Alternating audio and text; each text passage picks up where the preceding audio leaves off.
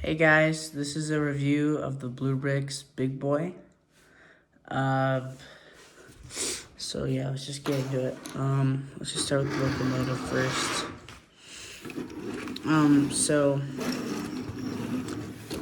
This is modeled after a Big Boy. I don't know if it's after a specific type of one. I got this off of Bluebrixx. Yeah, build was like 7 hours.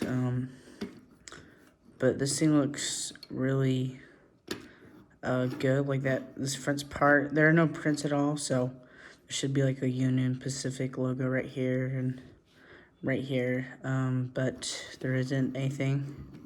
There's a bunch of small details, like these, like this little railing, this keeps on falling down, or like right here. So you have the plow, which looks good. This is accurate to the scale. It's got the 488, or it's 488, and then you got 4 back here. So this is accurate, like compared to the specs of the model, I guess, but it isn't minifig scale.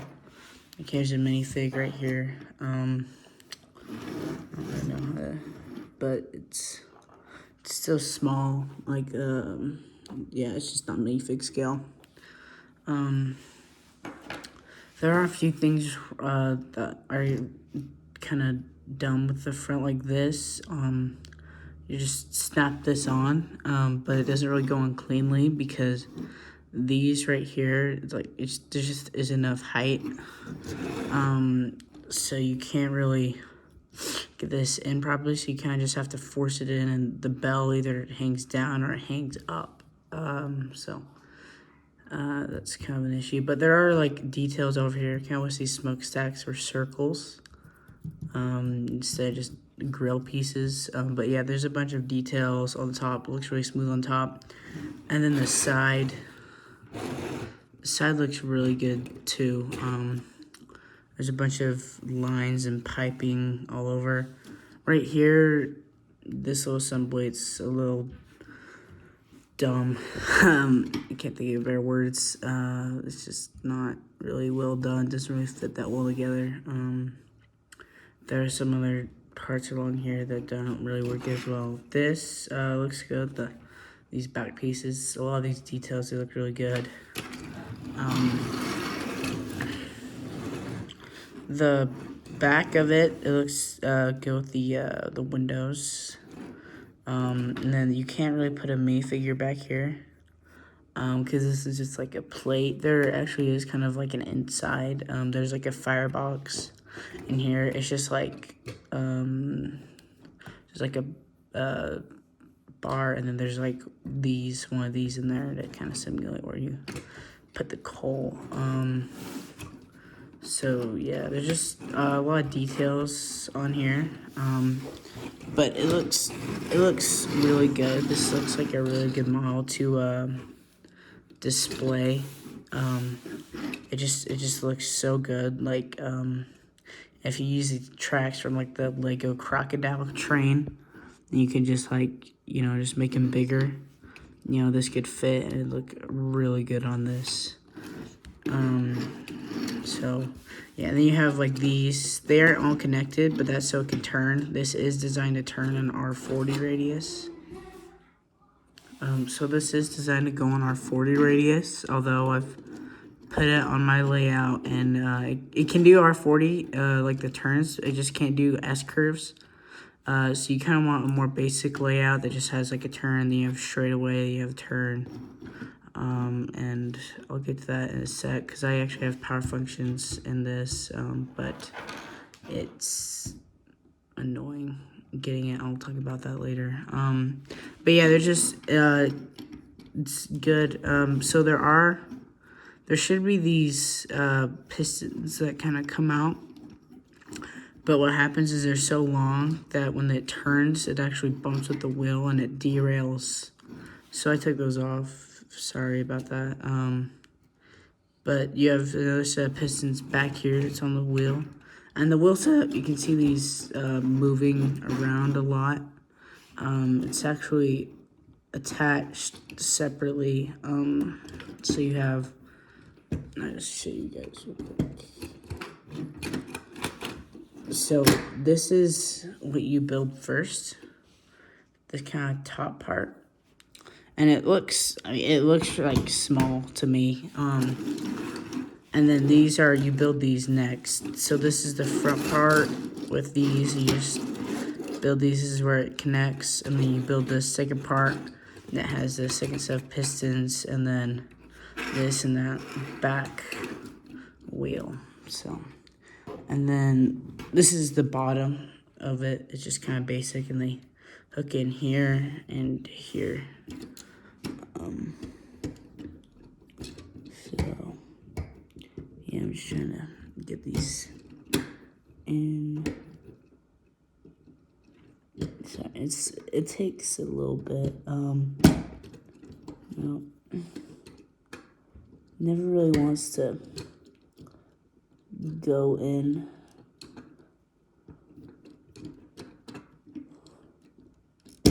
There we go. And then see like this right there, it just like pops out a lot.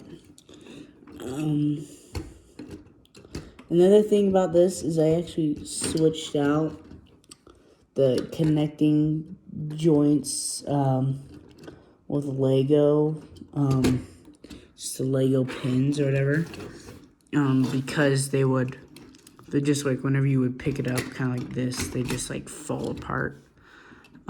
So that was something that if you have Lego pins for it, I would advise you to do, because it really helps the versatility of this.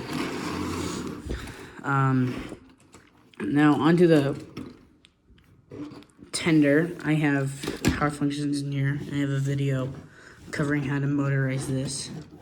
But so you have, I'll just start with the top or the back. So the back, it looks really good. You have the ladder that's connected to the wheel. So that goes all the way up, and you have the two lights, which is accurate. This is actually a accurate setup, even with the power functions, because it's a 14 wheel. It's a 14 wheel coal tender. So you have these two, and I think this is designed to be one of the older ones because there are kind of holes, if you can see right here, where you would feed the coal from, instead of the new one being oil that's just already fed into there. So we'll talk about this in a sec. But yeah, you have two pipes, two of these, or wire or whatever's running all across the top. And one thing I will say about these is that they give you the lengths, but they don't give you like any type of like ruler or anything to measure them with. So I ended up just using some for the big boy, the engine, and then for these top ones, I put on very last. I just ended up cutting because they're like these super long ones, like that long. So I just ended up cutting them. But yeah, there's some good detail, and then you can lift up these. Oh shoot, you can lift up these, and that's how you just turn it on. And you can just flop it down. Same here. So you could supposedly put two battery boxes in here, which I don't see why, because you can just easily do two motors connected to one. And then up here, it looks it looks really crisp. Like this whole model looks really well done. It's obviously more for display than for running. So at the bottom, this is a pretty basic truck, kind of like other trains. But this one, it's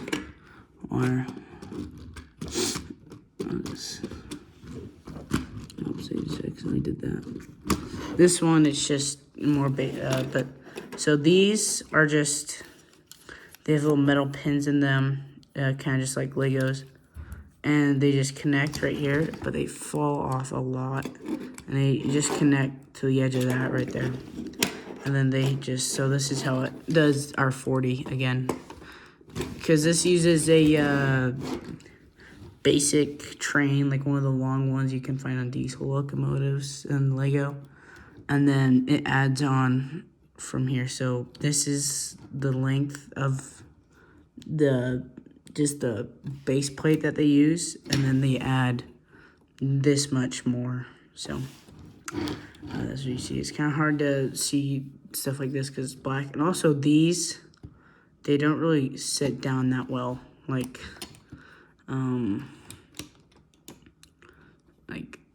there we go. But yeah, they just don't really sit down that well. Like this, it's just, it's good just because it's lifted up like that.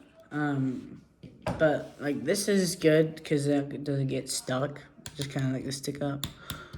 Although it just doesn't look as crisp as I would like it to be. Like if you don't add power functions to it, you just display it, you can probably get it to sit flat. Because you're not like lifting it up.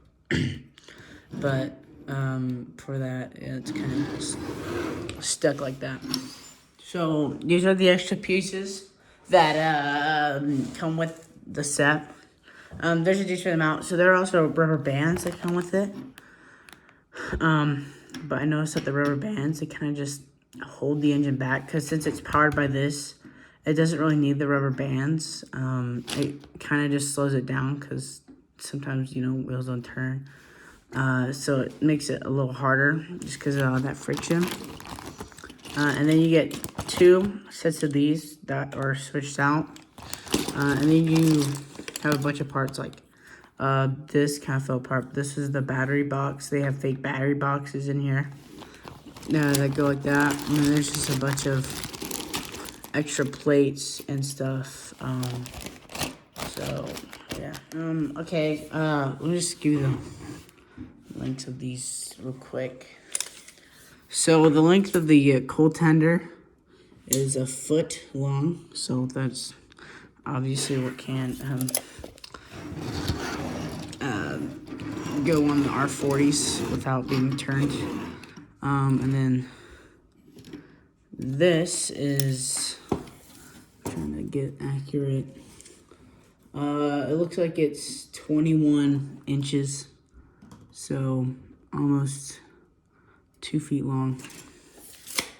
So, and then these together, whoops, it's awesome. These together is, it's gonna be hard just because of how small the table is, but looks like it's about, exactly, it's 32, it's 32 inches, so that is how long we're looking at. It's huge. Okay, so I'm just gonna compare some of these engines. So I got the 60052 engine right here. You can just see how massive this is. But yeah, so there's kind of like a more front look at it. Sorry, I just gotta work my way around. But yeah, so it is front. So you can see that the 60052 is a little taller than the big boy, but so it's not really accurate even to the it's not really accurate even to the Lego City trains. In real life, the big boy is about as tall as other diesels, but it's just like way longer. So I like the accuracy. I just kind of wish it was more to scale. I know it might be to scale with some of the other Bluebrixx trains in Lego City, which would make more sense. So here is the 60197 train. It's pretty much the same size as the, I'll just do this, you can see how massive this is. So I'll show it to you like this. So you can really see how massive it is. No, just kind of. But so that's about the height. So it does look wider. This is mostly like a 4 wide build, and it kind of goes over a little bit where this is a 6 build. So you kind of see how it's bulkier and bigger. Well, this is more accuracy and a lot more detail, which is really how a lot of Lego City sets are compared to other either custom or designer models. And then we finally, just for the sake of laughter, I guess, is the another steam engine. It's the Hogwarts train, or whatever. So you can kind of see, because this was based off of a real train, so, but yeah, you can still see how it's taller, more bulkier. It's using prints instead of brick detail, and like it has like one of these. It just has, you know, like a basic piston. While, you know, this is very accurate and has a lot of detail. Even with the coal tender, it's way longer. I mean, compared to this. And this not might be the most accurate representation of the locomotive this is based after. But this is close to it. So that is, yeah, it's a huge difference. So you just get a sense of how massive this is. Okay, so we're at train tracks now. And you can see it on the train tracks, and this is how it, I guess, moves on them. I want to show you how it takes an R40 curve. I'm going to talk about it being powered up. So, should probably do a bird's eye view for it.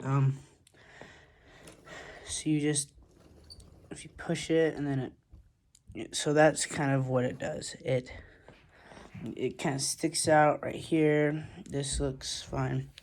And then this kind of just sticks out, and then the coal tender kind of does the same thing. It does this, and this kind of drops, so when it comes back on straight, kind of snaps, so it can go up. One thing that I thought was really awesome was it kind of kept the big boy's iconic turning motion, if you say, if I will. So if you see it turn from straight ahead, a lot of what was known for, since it was articulated, is you could see the front piece turn, and then the chassis stayed straight, or the, whatever, I don't know trains, and then it would turn along with it, and that's pretty sweet that it kind of kept that with it. Now it isn't as tight, so it kind of does lose a realism after a little bit, but it does look super sweet when it's going. So I do have this powered up. Again, I do have a separate video. Just check out my channel on how to power it up. I actually, I powered it myself, and it didn't really work the way I wanted it to. So I looked at this one German guy's, because all the reviews so far I've seen are like in German. It's really annoying. This one German guy's, and he said, I did how he did it, and I still kind of had the same problem. These wheels will like spin out. I'll show you in a sec. But the guy, you know, he had R40 curves. I counted how many tracks it took, and R40s, they take 4 to make half circle, which was what he had. He didn't have like an R76 or something like that. And it was like hauling on those turns, and I can't get this thing to do a single turn. I don't know what's wrong. I literally followed his video like, you know, exactly. I have 2 motors in here. I have 1 hub. So I'm just gonna just activate it real quick. And I am using the Lego powered up because they are more powerful than the Lego power functions, and they don't have to have an infrared. It's just the hub and the motor, and then you're golden. So it will go backwards fine. Like, I mean, look at that. But going forward, you can hear it just spin out. Right here, and it's starting to go on the turn.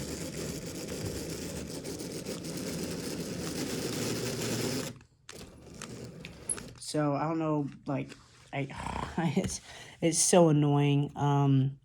What sometimes will happen, I'll see, is these right here, they'll kind of go like that, and the wheels won't turn, and it creates friction. So, I mean, that might have something to do with it. But even, like, with that, I'll detach it, and I'll just kind of, like, roll it around, and it flows so easily. Like, it feels like it flows easier than some of the, like, even on a turn, it just feels like it flows easily. So I'm not really sure what's going on. And the, like, the tender, I've just run around my track without the big boy, and it can do it just fine. And then I've also been able to run around my track with taking these off, which I don't know if that has anything to do with it. But I'll try to get it to go around my track for you. But it's just weird. I try to get it to put a motor in the front because of how easily it goes backwards. Like, that's with the trains where you put the powered functions in the front and it flows better instead of being pushed, but I can't find a way.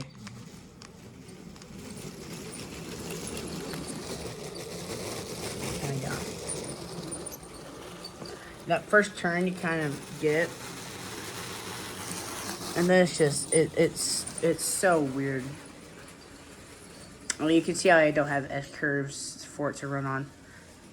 But after that, you get that first push, and it actually does pretty well. It can sort of power its way through turns. Like right here, it kind of gets slow, but I mean, it's slowly doing that turn. I mean, you can just barely see it. There we go.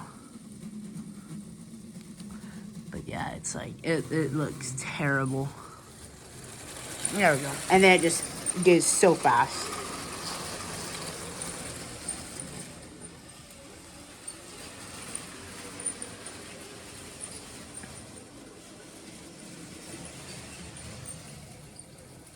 But I mean, after you get it running, it looks sweet.